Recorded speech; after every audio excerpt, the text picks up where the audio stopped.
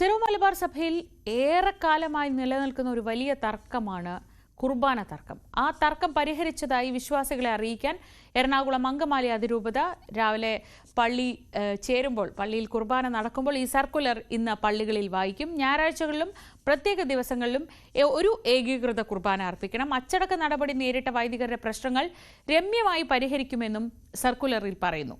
അൽമായ മുന്നേറ്റം സർക്കുലർ അംഗീകരിച്ചിരുന്നു. വിവരങ്ങളുമായി നവമി ദിനേശ്. നവമി, എത്രയോ നാളായി തുടരുന്ന ഒരു തർക്കം, എന്തൊക്കെ പ്രശ്നങ്ങൾ അതിൻ്റെ പേരിൽ ഉണ്ടായെന്നത് പലപ്പോഴായി നമ്മൾ കണ്ടതാണ്. അതൊക്കെ കഴിഞ്ഞ് ഇപ്പോൾ ഒരു സമാധാനത്തിൻ്റെ പാതയിലേക്ക് ഇതെത്തുന്നു. എന്താണ് ഈ സമവായ ഫോർമുല എന്താണ്?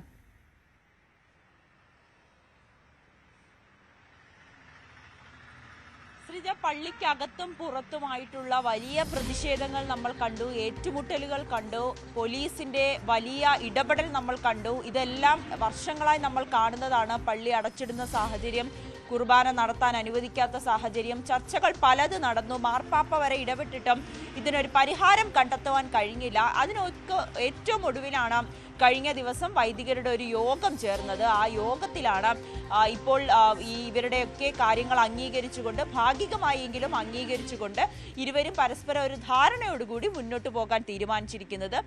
3 പ്രധാനപ്പെട്ട കാര്യങ്ങളാണ് അതിലുള്ളത്. ഒന്ന്, കുർബാന ഞായറാഴ്ചയും അതോടൊപ്പം തന്നെ പള്ളികളിലെ പ്രത്യേക ദിവസങ്ങളിലും ഈ ഒരു ഏകീകൃത കുർബാനയെങ്കിലും അർപ്പിക്കണം എന്നൊരു നിർദ്ദേശമാണ്. അതെന്തായാലും അൽമായ മുന്നേറ്റം അടക്കമുള്ള ഇവരെല്ലാം തരം ഈ ഒരു സർക്കുലറിന് അല്ലെങ്കിൽ ഈ ഒരു നിലപാടിനെ സ്വീകരിച്ചു കഴിഞ്ഞു.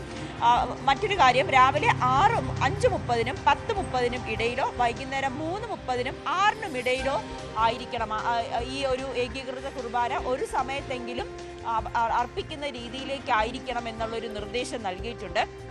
അതോടൊപ്പം തന്നെയാണ് ഈ കൂരിയ പിരിച്ചുവിടണം എന്ന കാര്യം, അത് പിരിച്ചുവിട്ടു. ഇനി പുതിയ കൂരിയ ഉടനെ തന്നെ ചുമതലയേൽക്കും, അതിനും അംഗീകാരം നൽകിയിട്ടുണ്ട്. ഒപ്പം ഈ നടപടി നേരിട്ട വൈദികരെ അവരെ തിരിച്ചെടുക്കുന്നതടക്കമുള്ള കാര്യങ്ങൾ രമ്യമായി സംസാരിച്ച് പരിഹരിച്ച ശേഷം തുടർ നടപടികളുമായി മുന്നോട്ട് പോകും എന്നതായിരുന്നു കഴിഞ്ഞ ദിവസങ്ങളിലൊക്കെ ചർച്ചകൾക്കൊടുവിൽ അവർ തീരുമാനമെടുത്തത്. ആ തീരുമാനത്തെ അൽമായ മുന്നേറ്റം സ്വാഗതം ചെയ്യുകയും ചെയ്തിട്ടുണ്ട്. അതിന്റെ അടിസ്ഥാനത്തിൽ ഇന്ന് മുതലായിരിക്കും ഒരു ഏകീകൃത കുർബാന ഒരു സമയത്തെങ്കിലും അർപ്പിക്കുക. അത് പ്രത്യേക ദിവസങ്ങളിലും ഞായറാഴ്ചകളിലുമായിരിക്കണം ഏകീകൃത കുർബാന അർപ്പിക്കേണ്ടതെന്നാണ് നിർദ്ദേശം നൽകിയിരിക്കുന്നത്.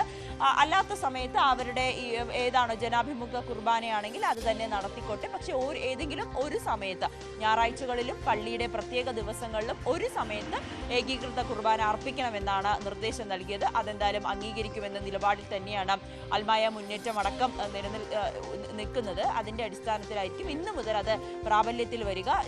3-ാം തീയതി മുതലായിരിക്കും അത് പ്രാബല്യത്തിൽ വരിക. ഇന്ന് ആ സർക്കുലർ പള്ളികളിലെല്ലാം വായിക്കുമെന്നാണ് നമുക്ക് അറിയാൻ സാധിക്കുന്നത്. എന്തായാലും വലിയ ഒരു സംഘർഷങ്ങളുടെയും വലിയ ഒരു തർക്കങ്ങളുടെയൊക്കെ ഒടുവിലാണ് ഇത്തരത്തിലൊരു സമവായ നീക്കത്തിലേക്ക് പോവുകയും ഇരു കൂട്ടരും സംസാരിച്ച് ഇനി ആ രീതിയിലേക്ക് മുന്നോട്ട് പോകാം, വലിയ പ്രശ്നങ്ങളിലേക്കൊന്നും പോകണ്ട എന്നൊരു നിലപാടിലേക്കും എത്തി നിൽക്കുന്നത്. ശ്രീജ.